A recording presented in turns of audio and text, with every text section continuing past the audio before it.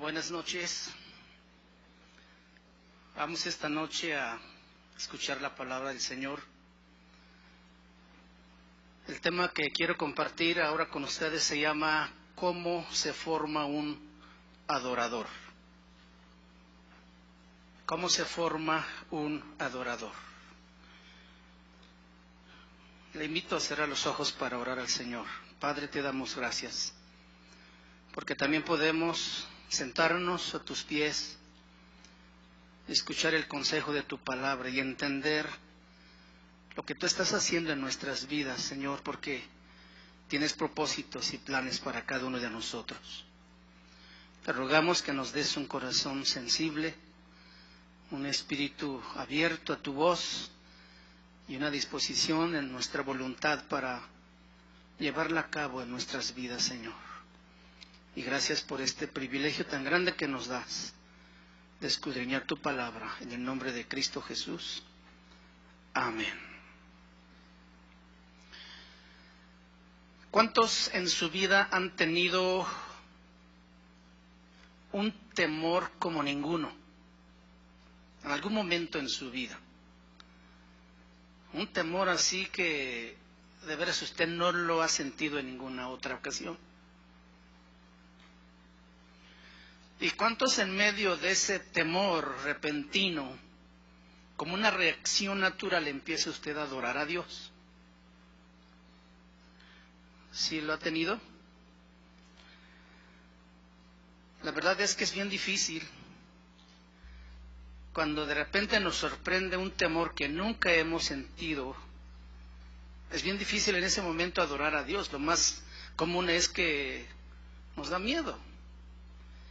Y es que reaccionamos gritando o buscando auxilio o buscando algún lugar donde estar seguro.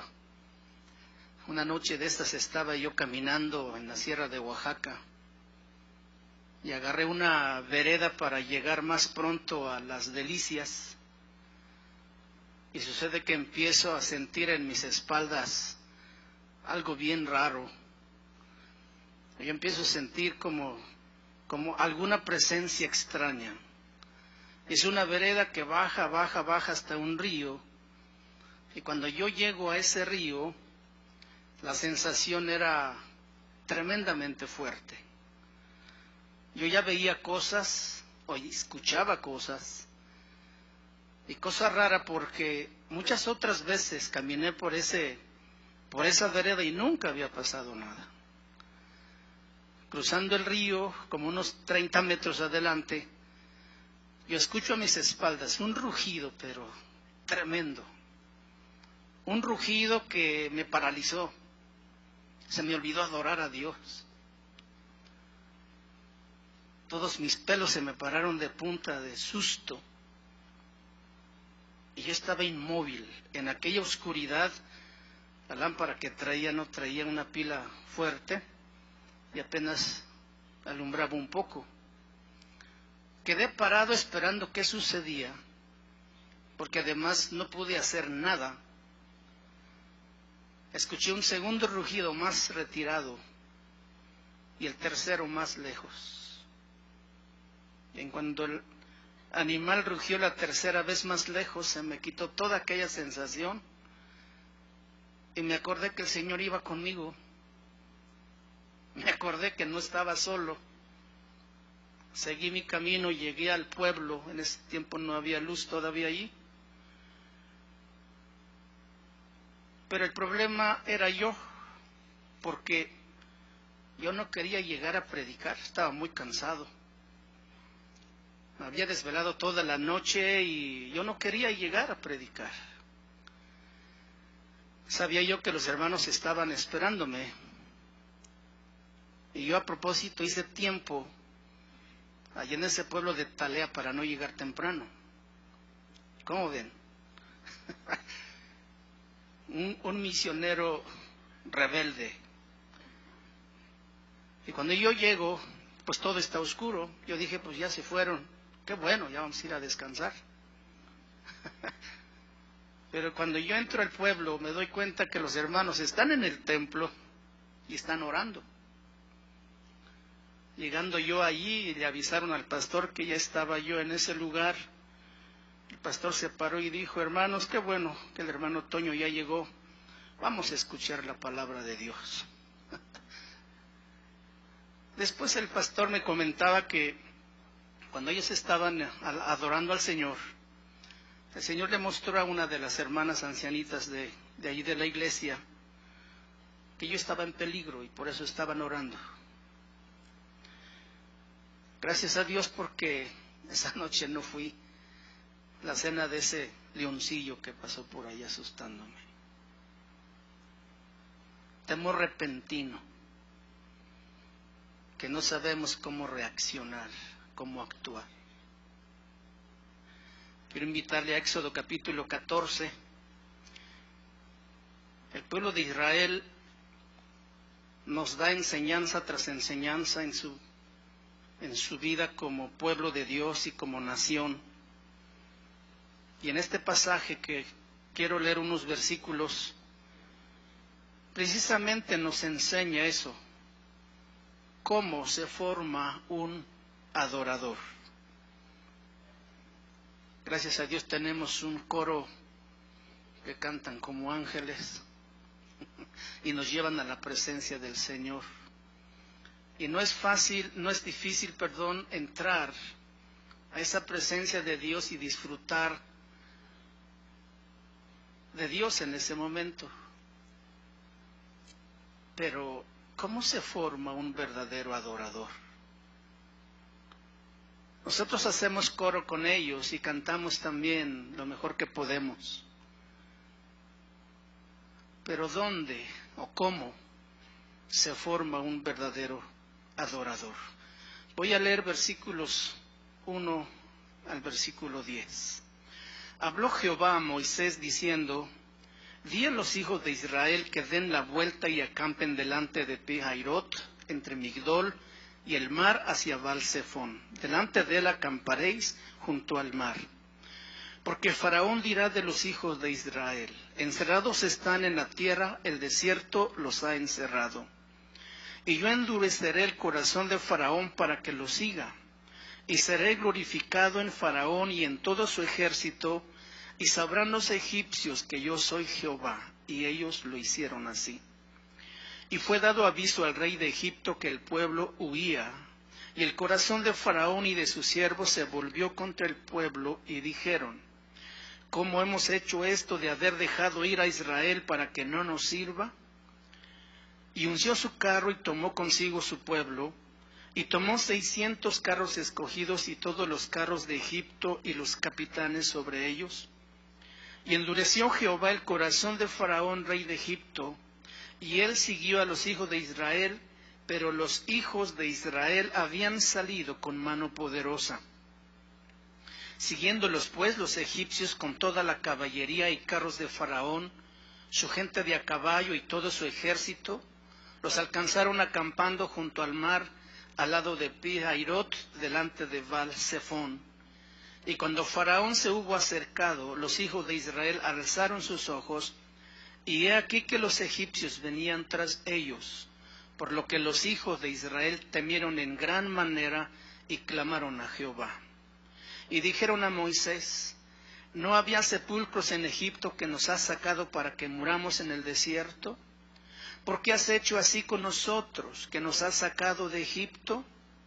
¿No es esto lo que te hablamos en Egipto, diciendo: déjanos servir a los egipcios, porque mejor nos fuera servir a los egipcios que morir nosotros en el desierto? Y Moisés dijo al pueblo: no temáis, estad firmes, y ved la salvación que Jehová hará hoy con vosotros, porque los egipcios que hoy habéis visto, nunca más para siempre los veréis. Jehová peleará por vosotros, y vosotros estaréis tranquilos. Este capítulo describe un momento increíble en la historia de Israel. Los israelitas acababan de salir de Egipto bajo la dirección sobrenatural de Dios, y ahora estaban siendo perseguidos por el ejército de Faraón. Los israelitas fueron guiados a un valle rodeado de montañas de ambos lados, y delante de ellos estaba el mar Rojo. Todavía ellos no sabían, pero el pueblo de Israel estaba a punto de experimentar la noche más terrible de sus vidas. La noche más oscura, la noche más tormentosa de sus vidas. Ellos habían vivido por muchos años en Egipto como esclavos, trabajando en trabajos pesados, y de alguna manera se habían acostumbrado a esa forma de vida. Ellos nunca ahí en Egipto habían tenido una noche tan llena de pánico y de pavor como esta que estaban por experimentar en esa noche. ¿No le parece que aquí está hablando de nosotros?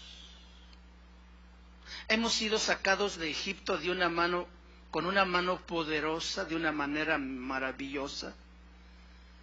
Y de pronto en nuestra vida viene una noche tan oscura que sentimos una angustia, que sentimos un temor y sentimos que la noche no termina, que quisiéramos que amaneciera ya a otra experiencia nueva y diferente. Ellos enfrentaron esa noche de pánico y desesperación que los probó hasta sus límites. Escúchenme, los verdaderos adoradores no se hacen durante los avivamientos. Los verdaderos adoradores no se hacen en tiempos buenos o tiempos soleados, o en periodos de victoria o de salud. Los verdaderos adoradores se hacen durante las noches tormentosas y oscuras. Y la manera en que nosotros respondemos a esas tormentas de la noche determina la clase de adoradores que somos. En el libro de Hebreos capítulo 11, versículo 21, hablando de Jacob, un hombre ya anciano,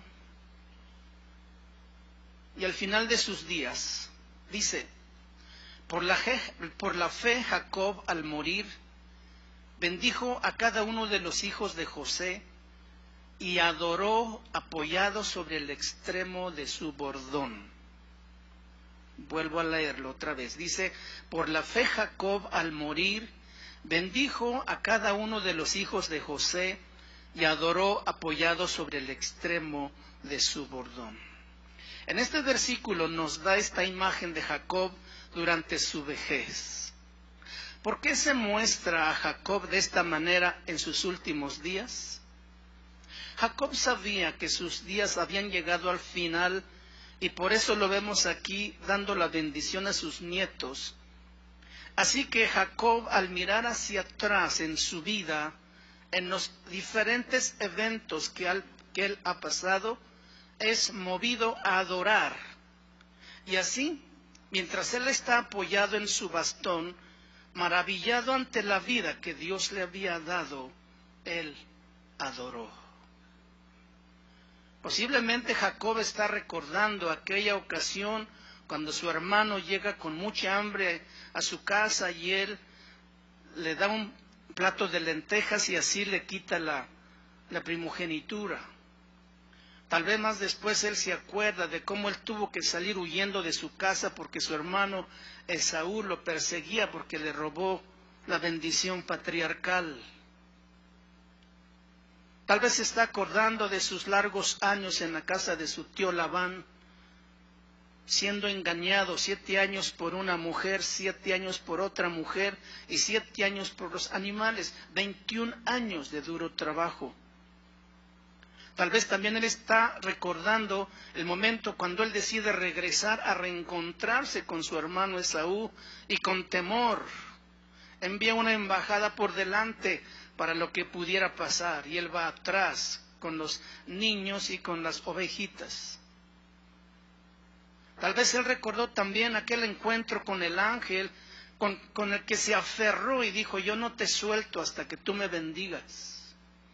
Y tal vez todos esos eventos él está recordando cuando también los hijos llegan a su casa con el manto, con la túnica manchada en sangre, contándole que tal vez alguna bestia del campo había devorado a su hijo. La tristeza y el dolor que embargó a su corazón al darse cuenta o al saber que posiblemente su hijo había sido devorado. Y después años, también cuando azota el hambre, tiene que enviar a sus hijos a Egipto a comprar alimentos. Y todo ese suceso de eventos, él está recordando mientras está bendiciendo a sus nietos. Y cuando él termina de dar esas palabras de bendición a sus nietos, él se apoya en el bordón y empieza a adorar a Dios. 147 años de vida, llena de vivencias, llena de experiencias. 147 años recordando todo lo que Dios hizo en su vida. Jacob adoró a Dios porque su alma estaba tranquila. Él había probado, sin lugar a ninguna duda, que la fidelidad de Dios había sido suficiente hasta sus últimos días. Y él concluye ahora y dice, no importa, en cualquier batalla que yo he estado, Dios me ha demostrado que es fiel. Él siempre ha sido fiel y por eso él adora a Dios. Estos son los verdaderos adoradores. No los emocionales que gritan cuando la multitud adora a Dios, sino los que pelean sus batallas a solas. Los que reconocen la fidelidad de Dios y dicen, no importa, aunque estoy sufriendo, batallando, yo decido adorar a mi Dios. Volviendo a Éxodo 14, en el versículo 14, 13 y 14, dice la palabra de Dios, y Moisés dijo al pueblo, no temáis. Recuerden que ellos están en un valle rodeado de montañas, que es difícil escapar. Enfrente tienen el mar Rojo, imposible pasar a nado, y atrás viene un ejército para capturarlos y llevarlos otra vez a Egipto. El pueblo, cuando miró al ejército venir persiguiéndolos, se olvidaron que habían salido con mano poderosa. Se les olvidó porque enfocaron su atención al problema del momento. Exactamente lo que nos pasa a nosotros también. ¿Cuántas veces nos hemos sentido como en un callejón sin salida, donde no sabemos qué hacer? Y se nos olvida de pronto que somos hijos de Dios y que Él tiene cuidado de nosotros. Moisés les dijo, no temáis, estad firmes y ved la salvación que Jehová hará hoy con vosotros, porque los egipcios que hoy habéis visto, nunca más para siempre los veréis. En medio de la prueba, Dios le dijo a Israel que hiciera 3 cosas. No temáis, estén firmes y vean la salvación que Jehová hará hoy con vosotros. ¿Por qué Dios les dice así a su pueblo? Primero, ellos no sabían de guerras. Toda la vida en Egipto habían pasado haciendo ladrillo, trabajo pesado. Ellos no sabían de estrategias de combate. Ellos solamente recibían órdenes y las ejecutaban.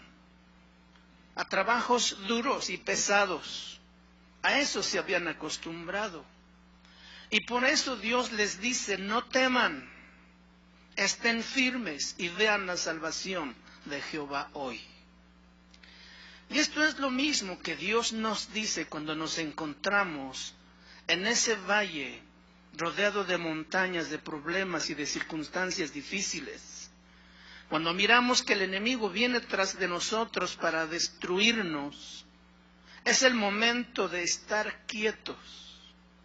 Este es el momento de no tener temor. y ver lo que Dios va a hacer. Porque créanme, Dios nunca está dormido, ni nunca está ajeno a la situación que cada uno de nosotros en la vida estamos pasando. Su llamado para Israel fue: yo voy a pelear por ustedes. Ustedes simplemente manténganse quietos, estén callados y dejen todo en mis manos. En número, ese pueblo de Israel junto al mar era muchísimo más que el ejército que venía a perseguirlos. Imagínense que esa gente, esa multitud de gente entrara en pánico. Allí en ese valle sin escapatoria, seguramente entre ellos se matarían y se destruirían, porque no había salida para ellos. Por eso era muy importante escuchar esta orden e instrucción de Dios, diciéndoles: no teman. Yo no sé por qué tantas veces Dios tiene que recordarnos la misma palabra. No tengas temor. No entres en pánico. No te desesperes. Estén firmes. O sea, párate firme. ¿En dónde? Pues en la palabra y en las promesas de Dios. Él prometió estar con nosotros todos los días hasta el fin del mundo. Él prometió guardarnos en el hueco de su mano. Él prometió cubrirnos con su presencia.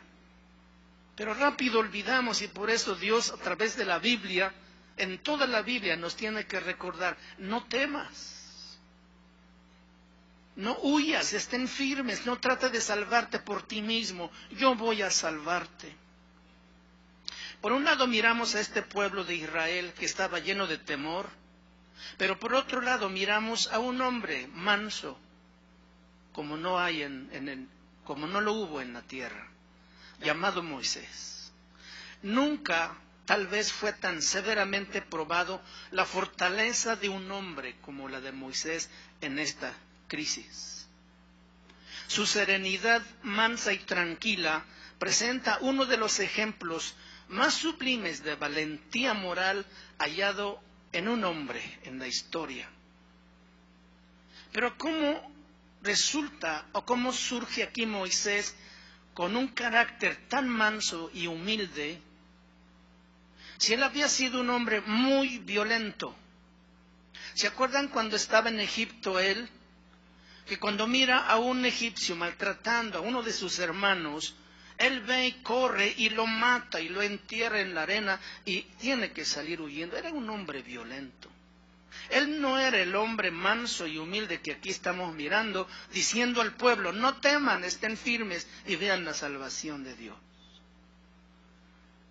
La diferencia aquí es que este hombre llamado Moisés había pasado 40 años de trato de Dios con él en el desierto.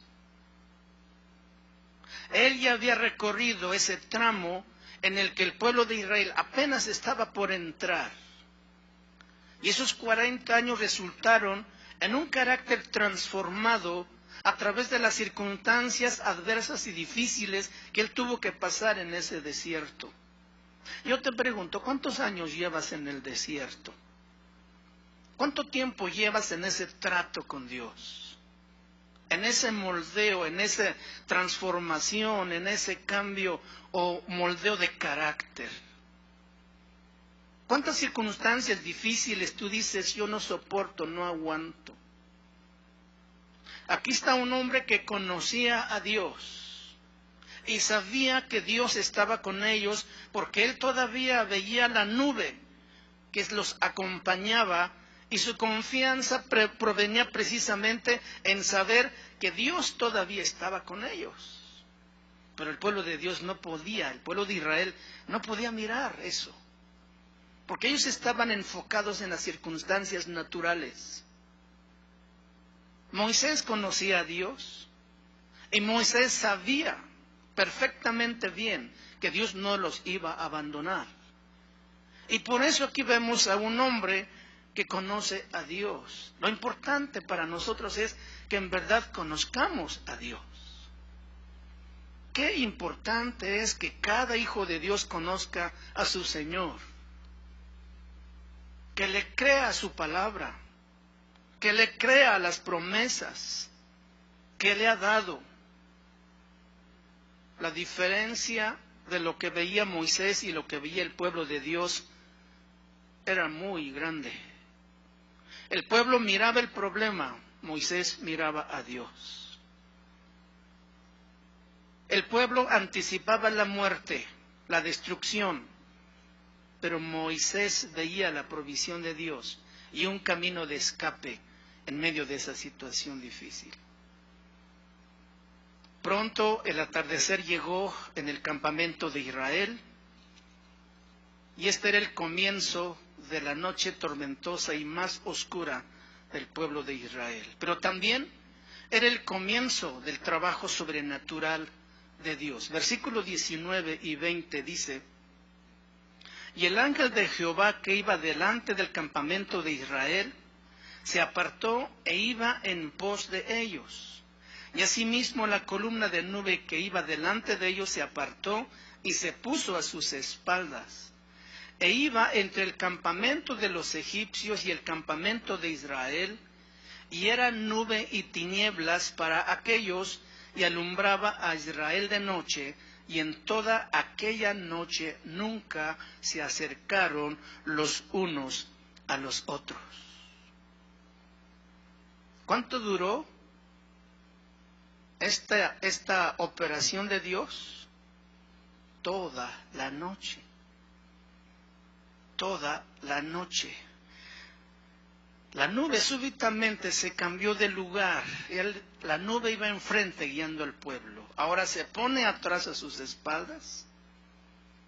Era oscuridad densa para los egipcios, pero era luz para el pueblo de Dios. Isaías 58:8 dice: y la gloria de Jehová será tu retaguardia, tu protección a tus espaldas donde tú no puedes mirar. Según el pueblo de Israel, no había camino abierto para ellos para escapar. Estaban rodeados de circunstancias difíciles y la muerte era segura. ¿Cuántas veces el enemigo también puede levantar paredes tan altas a nuestro alrededor que sentimos que no hay más que hacer? Pero yo le digo una cosa, que nunca jamás el enemigo podrá poner un techo a esas paredes. Y que siempre habrá un camino abierto para que tú y yo clamemos a Dios y nos acerquemos a Él. Y Él, claro, va a venir a nuestro auxilio, porque somos su pueblo. Esto debe consolarnos. Es posible que no hayamos pasado la noche más oscura, pero es posible que esté muy cerca también. Si podemos entender esto, cuando tengamos que enfrentar esa situación difícil, a pesar de todo estaremos tranquilos. No nos desesperaremos, porque el Señor está diciéndonos: no temas, mi presencia irá contigo. No temas, yo estoy contigo. Entonces nuestro deber es siempre ponernos sobre las circunstancias, sobre nuestros temores, porque el temor nos paraliza, nos bloquea y nos inhabilita. Es un estacionarse, es un quedarse quietos ante el Señor, pero con confianza, no desesperados, con la certeza de que Él pelea nuestras batallas, con la seguridad de que su palabra es fiel y que es verdadera y que no va a cambiar, que Él la va a cumplir. Estar firmes quiere decir que no pensemos salvarnos nosotros mismos, y esto es lo que le decía al pueblo. No piensen salvarse a sí mismos luchando o huyendo. Solamente escuchen las órdenes de Dios y obedézcanlas. Eso es todo lo que tenemos que hacer. Si Dios permitió que su pueblo entre en aprietos, Él va a encontrar una puerta para sacarlos de allí. Es su pueblo.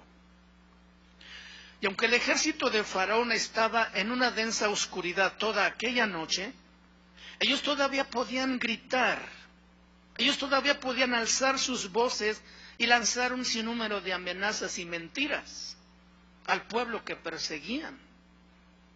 Pero recuerden, nunca los pudieron tocar toda aquella noche. Puede ser que Satanás venga también vociferando amenazas contra ti. También te va a gritar un montón de mentiras. Pero en ningún momento durante toda esa noche oscura, tormentosa, podrá el enemigo tocarte, porque tú eres un hijo de Dios. Moisés clamó a Dios, y Dios le dijo: ¿por qué clamas a mí? Di al pueblo que marche. Moisés extendió su mano sobre el mar e hizo que el mar se retirara por medio de un viento recio oriental que sopló toda aquella noche. El versículo 21 así lo dice: y extendió Moisés su mano sobre el mar e hizo Jehová que el mar se retirase por recio viento oriental toda aquella noche, y volvió el mar en seco, y las aguas quedaron divididas. Entonces los hijos de Israel entraron por en medio del mar en seco, teniendo las aguas como muro a su derecha y a su izquierda. La tormenta de viento que Dios envió fue tan poderoso que comenzó a partir las olas del mar con un recio viento oriental. La palabra hebrea que se traduce aquí como viento significa un exhalar violento. ¿Cree usted que Dios tiene poder para exhalar violento? Extremadamente poderoso. En otras palabras, Dios exhaló y el agua se congeló en paredes. Dice que ellos pasaron en medio teniendo el agua como paredes. El agua se congeló y el pueblo tuvo que pasar. ¿Por qué permitió Dios que Israel pasara toda esa noche tormentosa, cuando él bien pudo dar una sola palabra y destruir al ejército de Faraón? ¿O pudo tomarlos a todos y pasarlos hasta el otro lado de ese mar? ¿Por qué Dios permitió toda esa noche una angustia a su pueblo que quería librarlos de la esclavitud de Egipto? ¿Qué estaba haciendo Dios aquí? ¿Qué hace Dios en nuestras vidas, o por qué permite el Señor circunstancias que a veces duran toda la noche oscura y nos llenan de pánico y de terror? Había una sola razón: el Señor estaba haciendo verdaderos adoradores. Dios estaba trabajando todo el tiempo usando la tormenta terrible para hacer un camino para que su pueblo saliera de la crisis, pero los israelitas no podían ver esto en esos momentos. Ellos estaban enfocados al problema, estaban llenos de pavor por lo que escuchaban, el viento recio. ¿Alguien ha estado en un lugar donde llega el ciclón, el huracán? No parece tan agradable ese ruido cuando rompe con todo lo que encuentra a su paso. Ahora este viento duró toda la noche. Además, ellos saben que están en un lugar donde no pueden escapar. Además, ellos están escuchando las voces de amenaza de los egipcios. Saben que enfrente está el Mar Rojo y saben que en los lados están las montañas y que no hay manera de salir. Entonces, por eso ellos se llenaron de pánico y de terror. Dios mostró su omnipotencia abriendo un paso en medio de las aguas. ¿Cuántos saben que Dios siempre abre un camino? Dios siempre abre un camino. Y si nosotros podemos adorarlo a pesar de las circunstancias, vamos a encontrar más pronto ese camino de salida. Vamos a asegurar la victoria más pronto. Pero si nosotros tomamos la actitud que tomó el pueblo de Israel, vamos a quedar postrados en el desierto, como también le pasó al pueblo de Israel. Dios puede llevar a su pueblo a través de las dificultades más grandes y hacer un camino donde no hay caminos. Versículo 26 de Éxodo 14 dice: y Jehová dijo a Moisés: extiende tu mano sobre el mar, para que las aguas vuelvan sobre los egipcios, sobre sus carros y sobre su caballería. Entonces Moisés extendió su mano sobre el mar, y cuando amanecía, ¿cuándo qué? Cuando amanecía, el mar se volvió en toda su fuerza, y los egipcios al huir se encontraban con el mar, y Jehová derribó a los egipcios en medio del mar. Y volvieron las aguas y cubrieron los carros y la caballería y todo el ejército de Faraón que había entrado tras ellos en el mar. No quedó de ellos ni uno.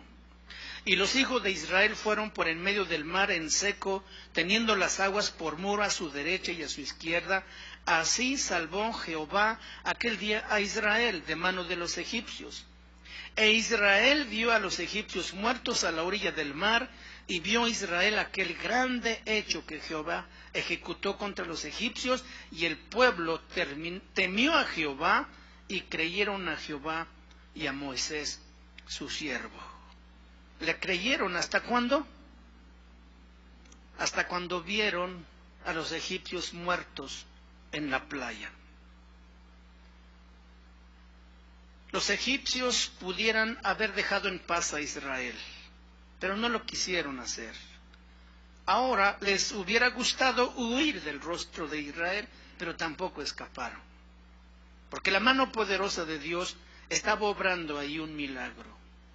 Se ordenó a Moisés que extendiera su mano sobre el mar, y las aguas regresaron y ahogaron a todo el ejército de Faraón y sus siervos que se habían vuelto contra los israelitas, y juntos cayeron sin escapar.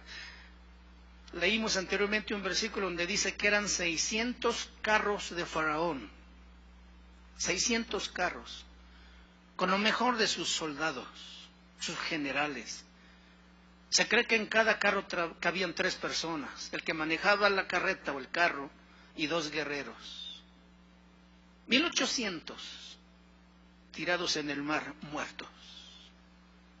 ¿Qué impresión habrá causado esto en los israelitas?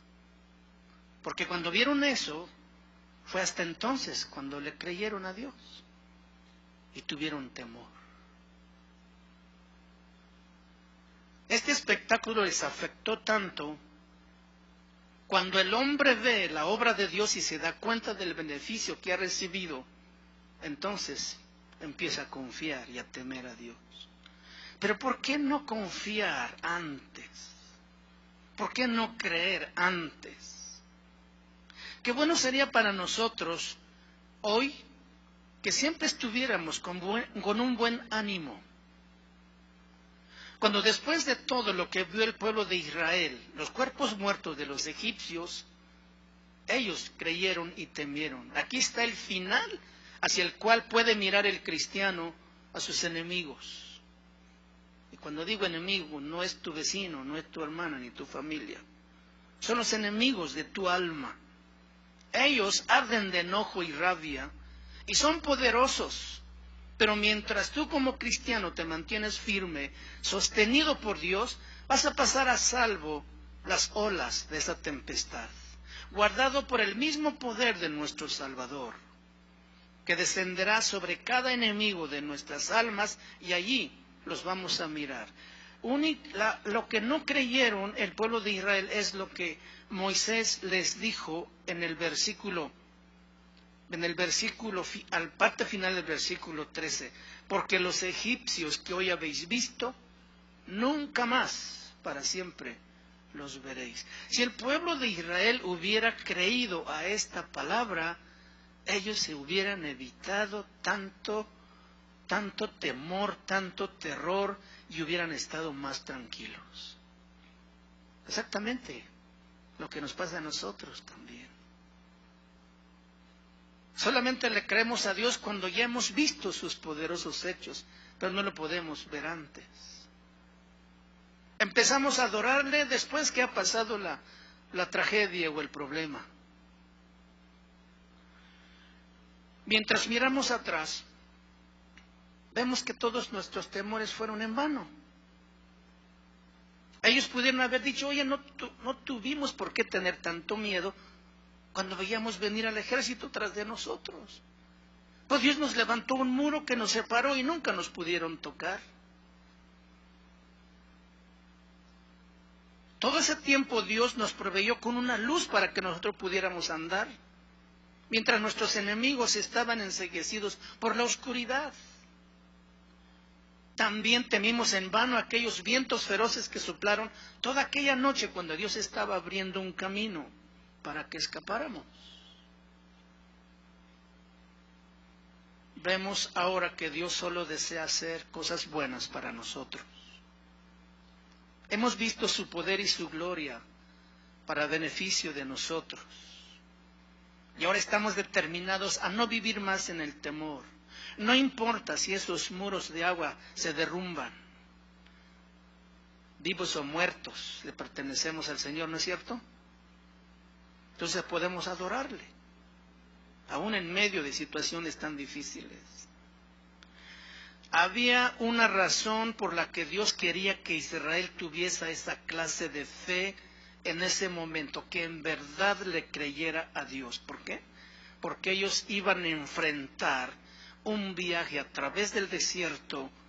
Ellos tendrían que soportar privaciones, peligros, sufrimientos, y apenas estaban entrando en ese enorme desierto.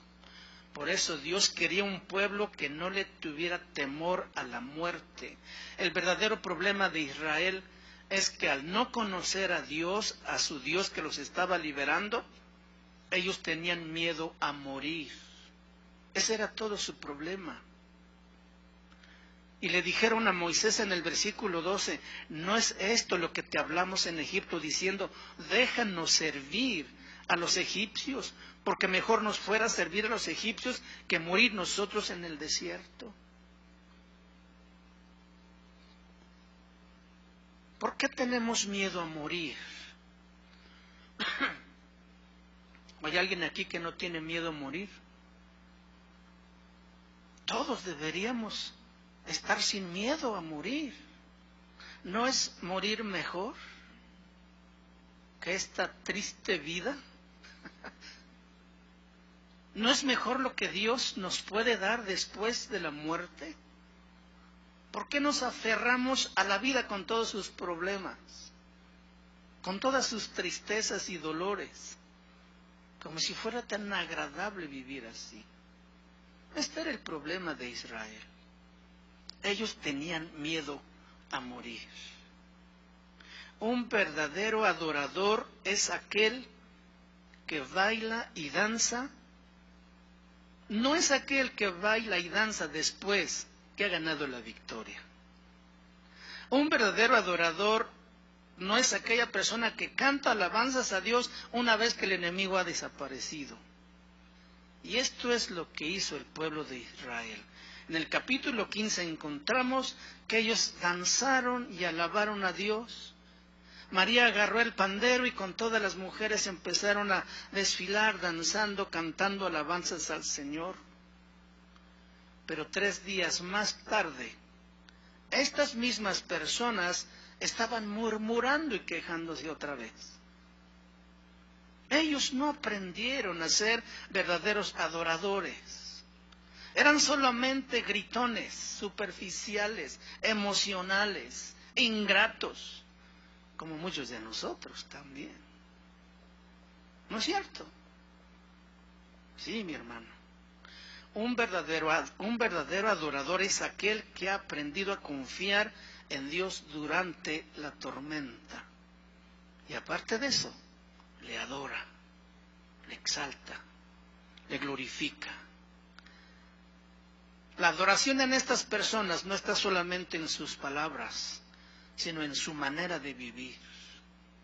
Y su mundo está tranquilo, está en calma en todo momento, porque su confianza está puesta en la fidelidad de Dios, que no se puede mover. Él no está temeroso del futuro, porque él ya no tiene temor a morir, como los israelitas. En el versículo 10, y cuando Faraón se hubo acercado, los hijos de Israel alzaron sus ojos, y aquí que los egipcios venían tras ellos, por lo que los hijos de Israel temieron en gran manera y clamaron a Jehová. Cuando los israelitas se dieron cuenta de que los egipcios los venían siguiendo, dice aquí que temieron en gran manera y clamaron a Jehová. Aquí el verbo clamar indica una queja a causa de una gran angustia. Entonces, no era un clamor, no era una petición de salvación, sino era más bien una queja culpando a Dios y a Moisés por ponerse en esa situación difícil. Mientras todo iba bien, ellos salieron contentos. Sin embargo, cuando el cambio aparente de situación vino, culparon a Dios y le reclamaron a Moisés. Ellos no eran verdaderos adoradores. ¿Y por qué? Porque era más fácil sacar la gente de la esclavitud que sacar la esclavitud de la gente. Ellos nunca pudieron cortar con el pasado y siempre estuvieron deseando regresar a sus cebollas, a sus puerros, a sus caldos, a su vida de sufrimiento, que ser libres. Los largos años de servidumbre de Egipto había dejado su marca psicológica sobre la personalidad de los israelitas. En ese momento les preocupaba más su propia seguridad. El versículo 24 está bien interesante y dice: y aconteció a la vigilia de la mañana que Jehová miró el campamento de los egipcios. ¿Cuántos saben que Dios mira? Dios mira a tus enemigos, así también como te mira a ti mismo. Jehová miró el campamento de los egipcios desde la columna de fuego y nube, y trastornó el campamento de los egipcios, y quitó las ruedas de sus carros y las trastornó gravemente. Entonces los egipcios dijeron: huyamos de delante de Israel, porque Jehová pelea por ellos contra los egipcios. Jehová miró en la vigilia de la mañana desde la columna de fuego y nube, y perturbó el campamento de los egipcios. Se puede suponer que ese lado tan oscuro en el que venía el pueblo de Egipto, el ejército de Faraón, cuando dice aquí que Dios miró, fue un destello refulgente de luz tan resplandeciente que en medio de la oscuridad brilló en momentos así tan rápidas que trastornó los caballos, que espantó a los jinetes y a todo mundo, y por eso las carretas se soltaron de sus ruedas y todo se cayó y se derrumbó. ¿Te acuerdas de Saulo de Tarso mientras caminaba a Damasco? Cuando una luz resplandeciente le rodeó, él cayó en tierra. Así mira Dios. Así mira Dios a tus enemigos y te libra. Jehová trastorna el campamento de los egipcios. Les quitó las ruedas. Pero el tiempo del milagro duró toda la noche. Qué prueba tan difícil para el pueblo de Israel. Tomemos en cuenta que apenas estaban entrando en el desierto y apenas era el inicio de los 40 años que durarían como nómadas en el desierto. Cantamos ese canto que dice: quiero conocerte más y amarte, Jesús. Como que ese conocerte más, traemos la idea de conocerle en el gozo, en la bendición, en la felicidad, en la paz. Pero también hay otra cara donde podemos conocer a Dios.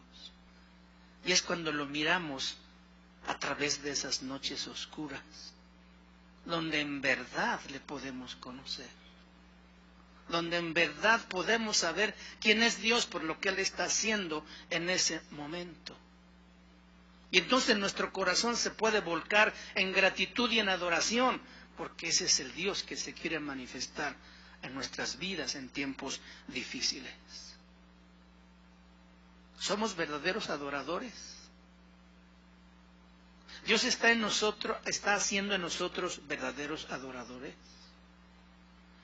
Esos tiempos de prueba son esas lecciones, son esas clases donde debemos aprender a reaccionar de una manera correcta para que en verdad podamos adorar en verdad a nuestro Dios. ¿Cuántas veces nos hemos llenado de pánico y de terror? ¿Y cuántas veces hemos aún desconfiado de que Dios está ahí conmigo o con nosotros? Y no le hemos creído, cuando podíamos evitarnos muchos dolores de cabeza creyéndole a Él y no solamente creyendo en Él. Que Dios nos ayude, ¿no? Necesitamos. ¿Y cómo nos va a ayudar el Señor? ¿Cómo nos va a enseñar el Señor? Para ser verdaderos adoradores, pues ahí están las noches oscuras, donde tenemos que pasar. Oramos al Señor. Padre, te damos gracias. Así como enseñaste a tu pueblo a rendir su vida y corazón a ti, porque con mano poderosa los sacaste y estuviste con ellos por 40 años probándoles que tú eras suficiente, no solamente para proveerles el sustento material con ese maná y agua de la roca, sino tu misma presencia, Señor, haciendo maravillas, abriendo caminos a tiempos difíciles. Así hoy a nosotros también nos enseña, Señor, que no estamos solos, que si podemos creer en ti, que si podemos creerte a tu palabra, Señor, habrá paz en nuestro corazón, estaremos quietos y tranquilos, y miraremos con asombro lo que tú estás haciendo para sacarnos de esa situación. Padre, te pedimos esta noche que nos ayudes en nuestra fe, a desarrollar esa confianza en ti, para que no al final, Señor, seamos descalificados. Ayúdanos en nuestra incredulidad, Señor. Enséñanos cómo depender de ti y cómo confiar plenamente en tu provisión. Y muchas gracias por tu palabra esta noche, en el nombre de Jesús. Amén. Amén. Que Dios nos bendiga.